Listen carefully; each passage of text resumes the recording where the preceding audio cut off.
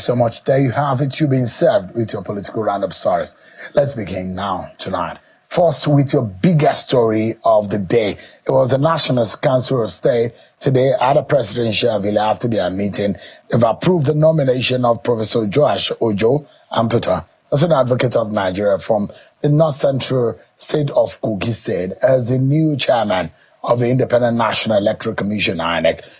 President Bola Tinubu presented Professor Amupitan as a nominee to fill the vacant position following Professor Mahmoud Yakubu's exit after a 10-year time at the helm of affairs. Professor Yakubu served from 2015 till October 2025. President Tinubu told the council that Amupitan is the first person from Kogi, North Central State of Nigeria, nominated to occupy the position, and is apolitical. In compliance with the Constitution, President Tinubu will now send Amupitan's name to the Senate for screening. The National Council of State unanimously approved the appointment of Professor Amupitan according to the presidency as INEC Chairman.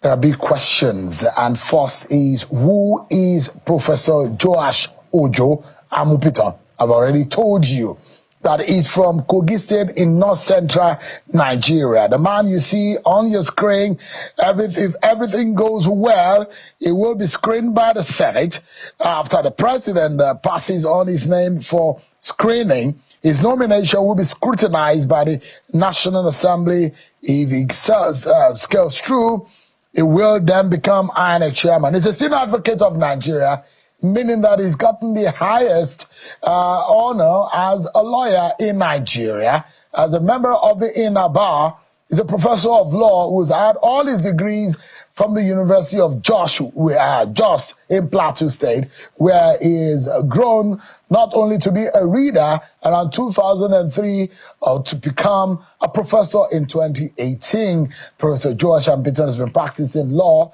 litigation, and also being a scholar and academic. What a big question here is, what are the tasks before this man if he gets the job?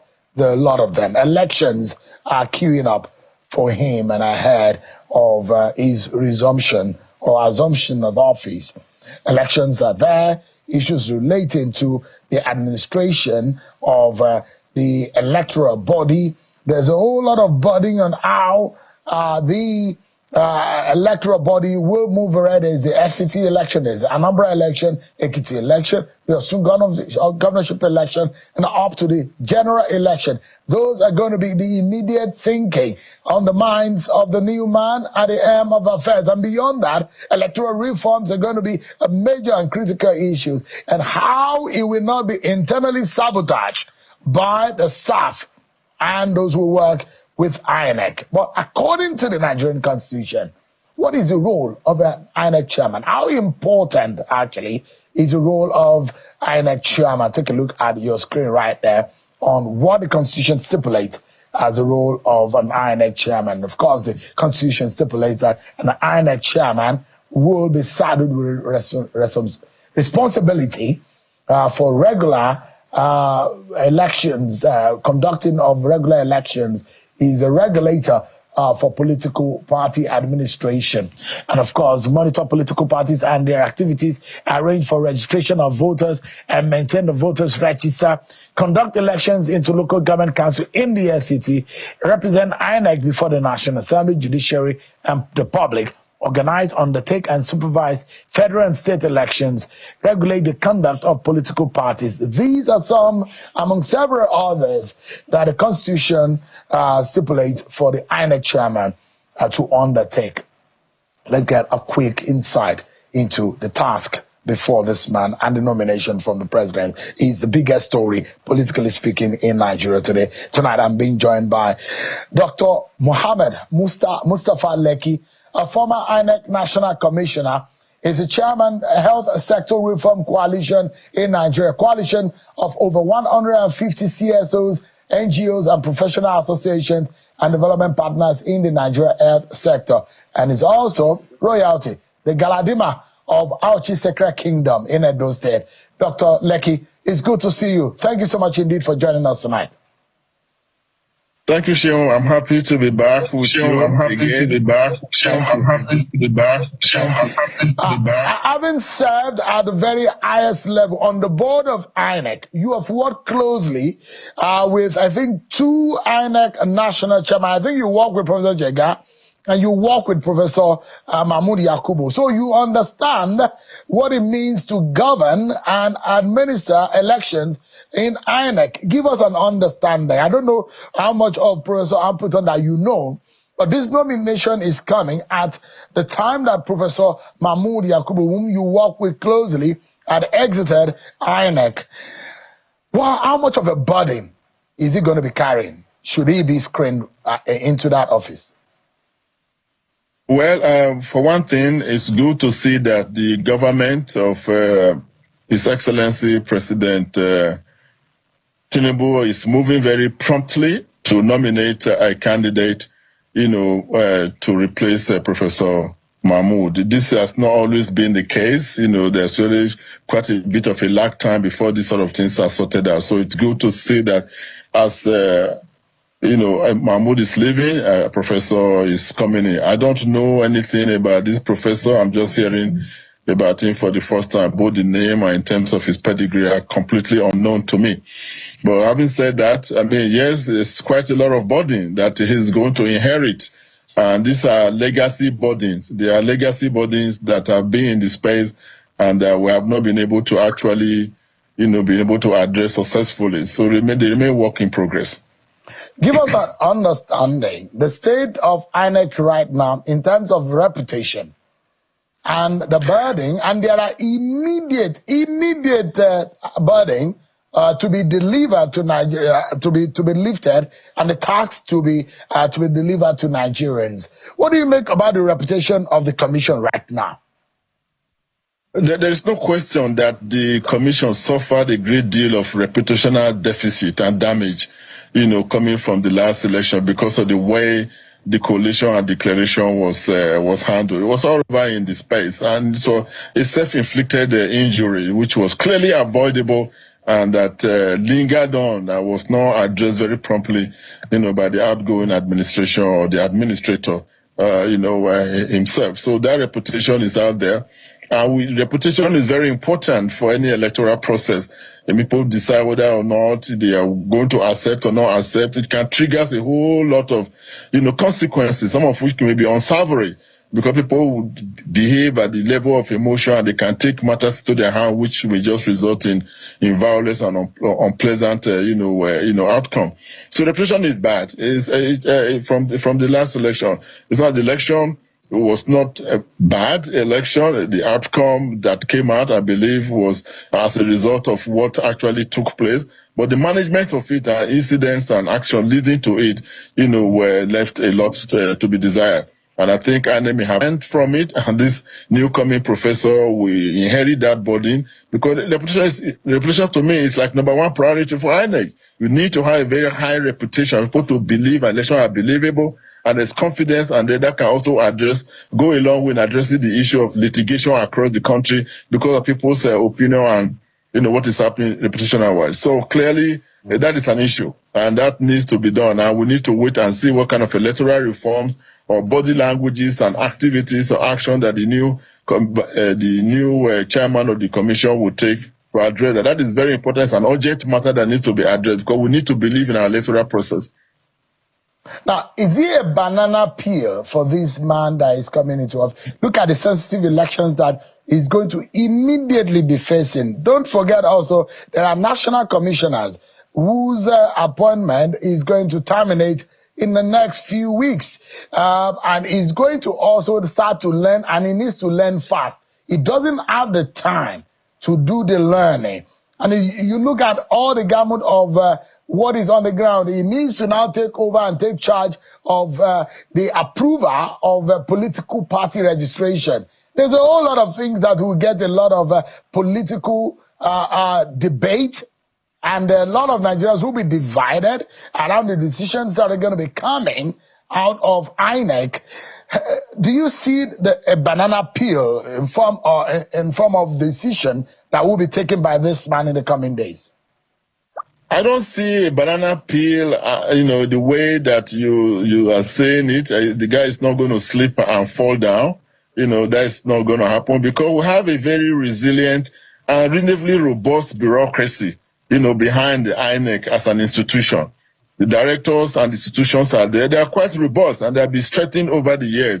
And I want to think that one of the legacies of the when we served under Professor Mahmoud, the outgoing, chairman, is that the bureaucracy was strengthened. People were trained, they were exposed to best practices in electoral processes across the globe of different types. So I think that is still there. A good number of directors and staff that are very committed and well trained and have been exposed, have a lot of experiences are there. So those will carry on. And of course, some of the commissioners, though some of them will be, a few of them, handful might be leaving very soon, they will quickly orient the new, chairman. When we came in, also people hesitated, and then we came in and we hit the roads running, and I went off to do a quick number of, elections within the first 2 months of our taking over, coming into INEC. So if the bureaucracy can sustain that and we succeeded, I don't see there's any fear about the banana peel awaiting the incoming professor.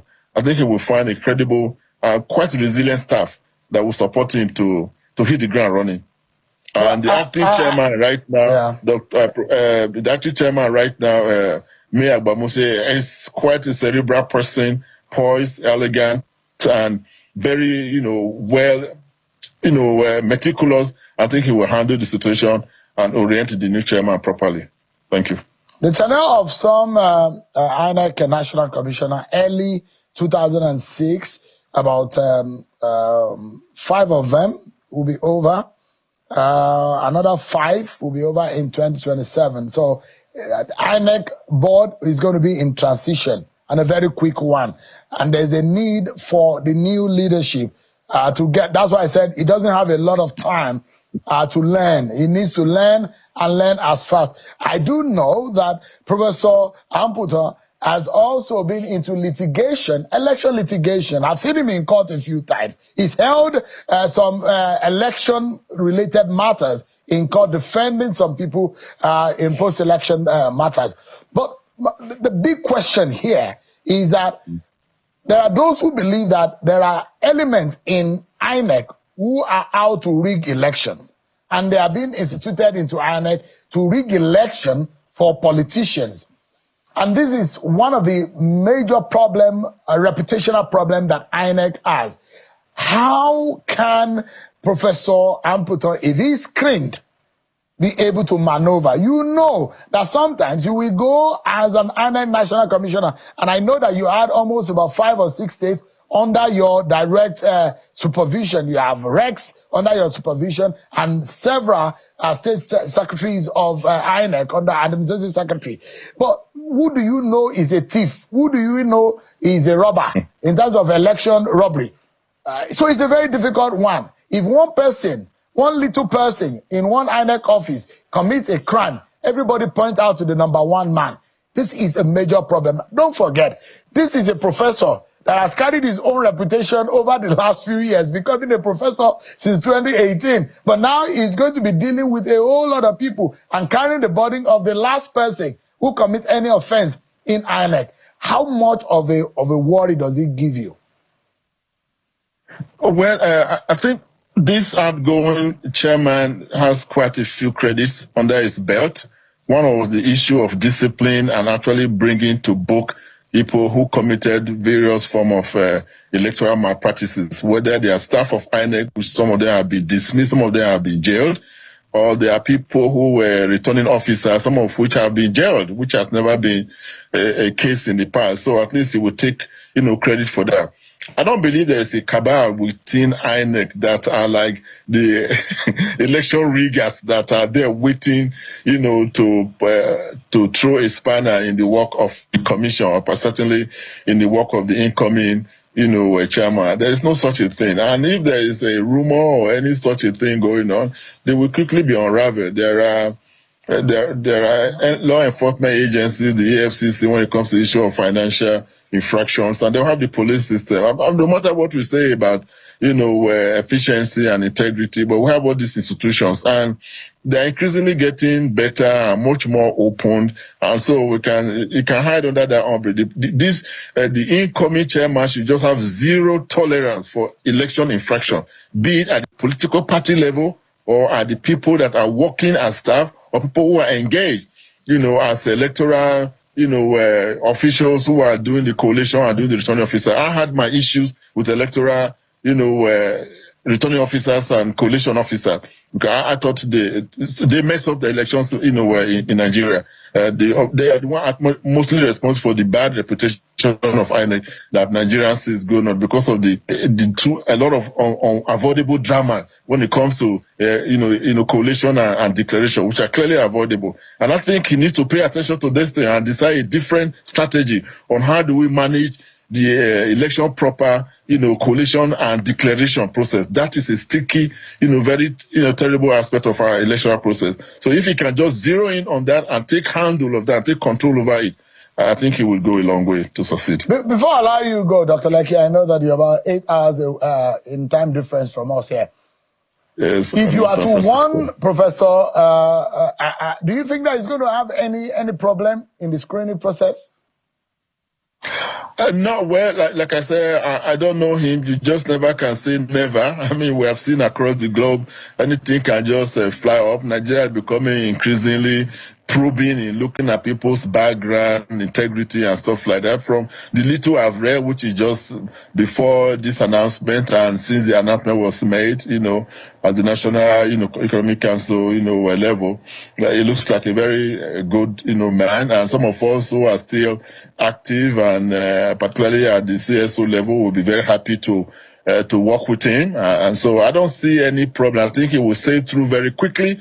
The president has done the right thing very quickly without wasting time in nominating him, and he's been cleared. And so I see a smooth sailing clearance for him, and I wish him all the very best, and the commission all the very best too. Just quickly, in 30 seconds, if there's something that you need to warn him, now you're a man of wisdom, not only of age, but of knowledge and experience in INEC. You know that seat way too well. If there's something you want to warn him about, what would that be? He should take effective control of the election result management process.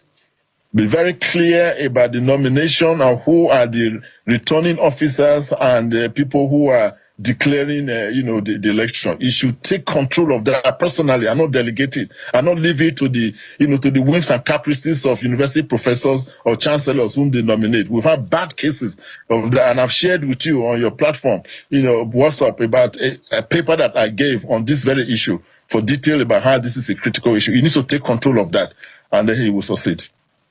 Professor Dr. Mustafa Muhammad Lekki is a former national commissioner with INEC with a lot of experience, and he has discharged same for us tonight. Thank you so much indeed. Don't forget, everyone, that this man is royalty also.